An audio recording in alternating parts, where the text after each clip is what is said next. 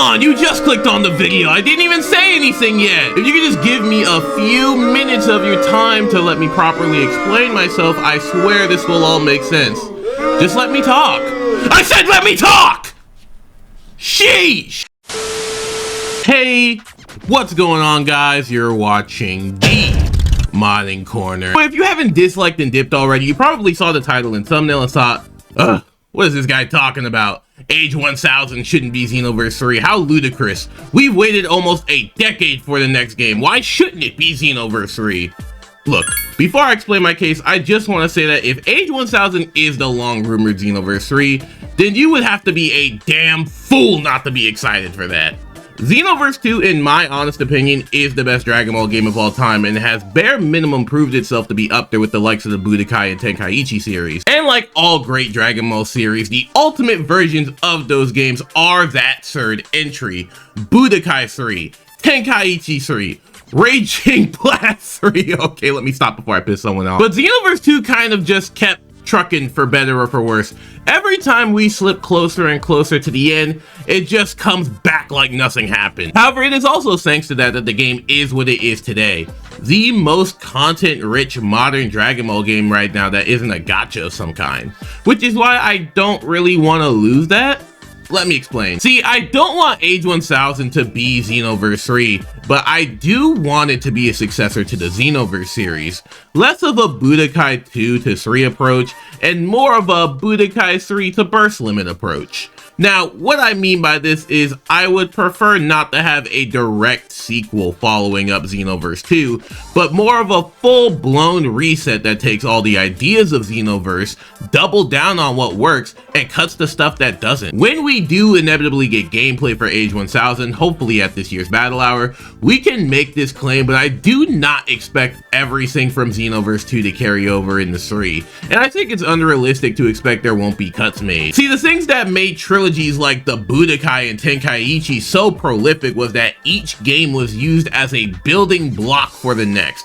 Those games kept building on top of each other over and over until we got the perfected versions we see. A really refined once-in-a-generation experience still remembered to this day. Honestly, the biggest example of a building block style Dragon Ball game might actually be Xenoverse 2 itself. Xenoverse 1 has been made objectively obsolete by Xenoverse 2. And while we can argue all the differences in the Budokai and Tenkaichi sequels, games like Xenoverse 1 in 2026 have absolutely nothing to go back to besides the even more dated gameplay.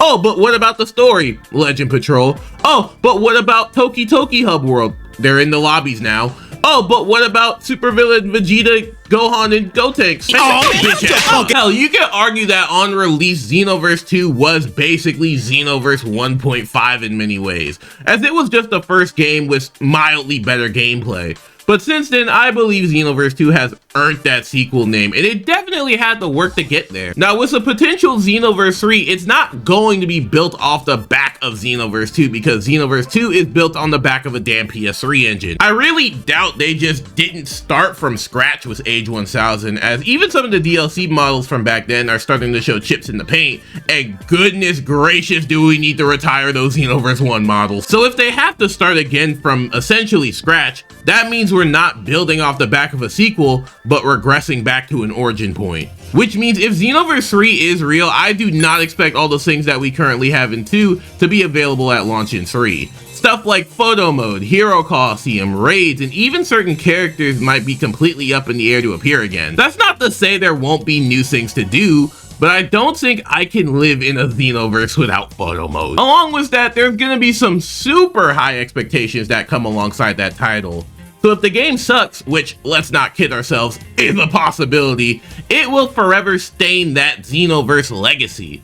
A good example for this is Sonic 4. Ironically, this game was also made by Dimps. But Sonic 4 was advertised as, well, Sonic 4, the follow-up to that prolific classic Sonic game series. But in reality, it was just a low-budget mobile game that got hit with a label it did not deserve. Now, I like Sonic 4 because, well, it was one of my first Sonic games, but I had no point of reference playing those games for the first time, so I fully enjoyed them for what they were.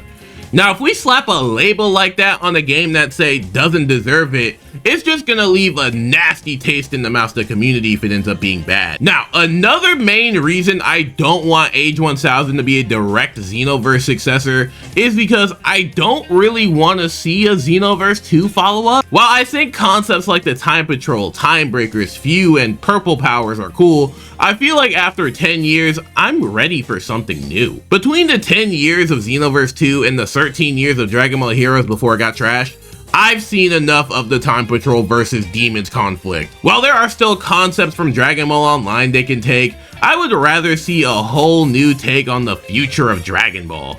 You see, Dragon Ball Xenoverse had its story bible, for lack of a better word, lifted from Dragon Ball Online. Xenotrunks, Supreme Kai of Time, Mira, Toa, and even Few all have their origins traced back to this game.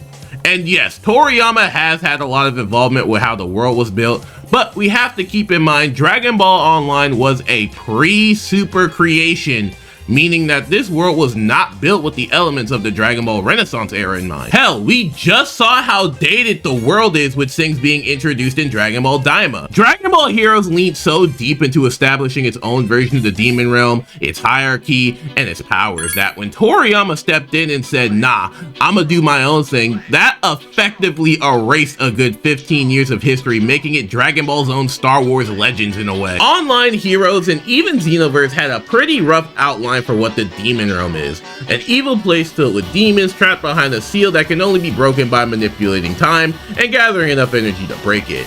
Then Daima came out and was just like, yeah, if you know somebody, you could just let this fish eat you and then you could just come in and out of the Demon Realm. Also, the demons and Majins are pretty chill guys. Sucks that they're oppressed. By the way, did you know the Mechians and over half the gods are from the Demon Realm? Like, these are just not the same thing at all. And I think the officials agreed, seeing as Dragon Ball Heroes, the game that explored these concepts the most, basically got taken out back and shot after Daima was announced. So if we get Xenoverse 3 and some new demon comes around talking about oh, I gotta revive the Demon Realm, I'm not thinking, oh no, the Demon Realm. I'm thinking, oh boy, I wonder how Majin Buu has made a positive impact on the geo and economical state of the world. Especially since in the teaser trailer and the brief statements after, we know that Toriyama worked on this game with some new designs. And not just our Lord and Savior John 1000, but look at Goku here.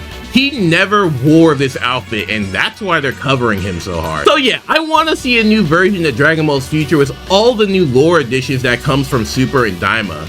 Now, would it be cool if we got some legacy characters like Supreme Kai of Time and Xenotrunks? Sure, but I don't want another Time Patroller plot.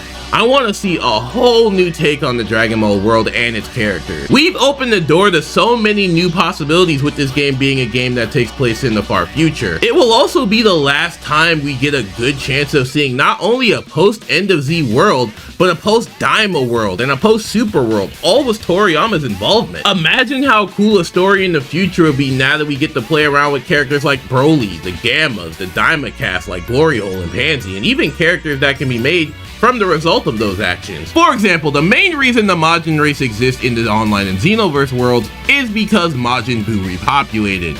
But now we know that Majins can come in different mixes, like how Majin Buu and Majin do have some Saiyaman in them, or even us getting more playable Glins and Namekians, especially since the Demon Realm is such a pretty chill place by the end of Daima. There's just so many ways you can spin a future of the Dragon Ball world that I would be pretty disappointed to see that being held back by another time travel story again. Lastly, I hope Age 1000 can not only be a good spiritual successor to Xenoverse, but also a good game on its own legs.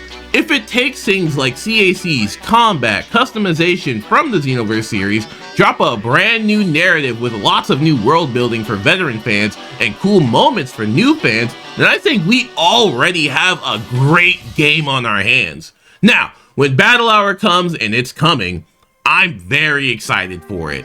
We will finally get to know what the game is and if it is or isn't Xenoverse 3. Regardless, I'm not going to be disappointed because the game has already kind of hooked me and many others with its concept alone. Ever since that leak though, it's been a different type of anticipation. less of a, oh boy, a new Dragon Ball game, and oh my goodness, the Xenoverse end times are here. The truth is though, I don't want Age 1000 to replace Xenoverse 2, and for me, it's never going to. Xenoverse 2 has already earned its legacy and prestige far removed from the other series. Things like its fun gameplay, customization, and of course the modding support will always keep me glued to this game forever.